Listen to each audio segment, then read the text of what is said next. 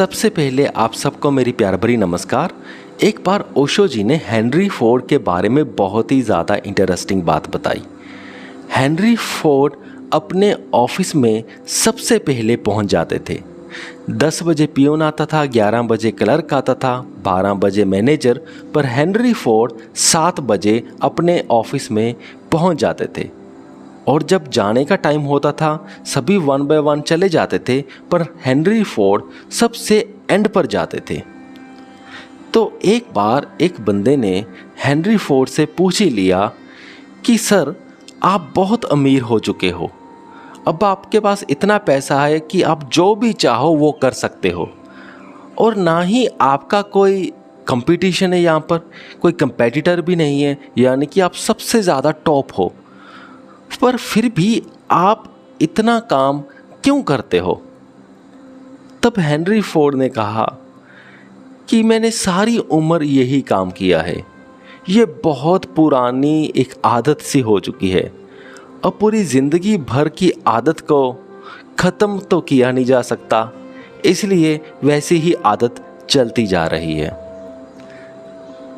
वैसे ये सारी कहानी सुन के बिल्कुल ठीक ठीक लगता है, इसमें कुछ भी गलत नहीं लगता है, सही मायने में इसमें कुछ गलत है भी नहीं है। पर जो उनका आंसर था वही हमारी हालत भी हो जाती है।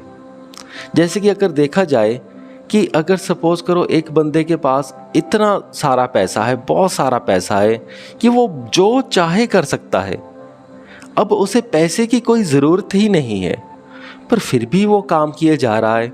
अगर हम क्वेश्चन मार्क लगाएं कि क्यों, अब तुझको क्या चाहिए, तो इसका आंसर देना कि ये तो सिर्फ एक हैबिट है, तो वो थोड़ा सा ऑकवर्ड लगता है। ओशो जी भी यही कहते हैं कि ये थोड़ी सी बात अटपटी है, यानी कि ये बात सोशली जो वाइज पर्सन है, जिन्हें सोसाइटी में बहुत ही अच्छा माना जाता है, उस एंगल से तो सही है।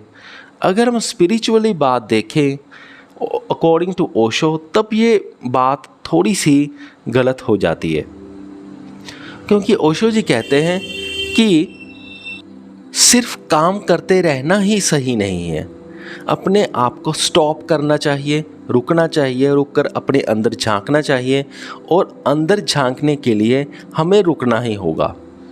ऐसा नहीं है कि हमें एज लॉन्ग ओल्ड हैबिट्स को कंटिन्यू करते रहना है, चाहे हमारा कोई भी हैबिट्स हो। बहुत बार ऐसा भी होता है कि हम कोई काम करते हैं पैसे कमाने के लिए, और हमें वो काम बिल्कुल पसंद नहीं होता, और हमें पैसा चाहिए होता है अपने सर्वाइवल के लिए, इसलिए हम काम करते हैं। अगर सपोज़ करो कोई बंदा है, वो अपने सर्वाइवल के लिए उसने ऐसा काम पकड़ लिया, उसे पसंद नहीं है, अब वो काम कर रहा है, और काम करते करते उसके पास लाखों करोड़ों में पैसा आ गया, इतना पैसा आ गया कि अब वो सारी ज़िंदगी भर बैठकर खा सकता है, अब उसे काम करने की ज़रूरत ही नहीं है।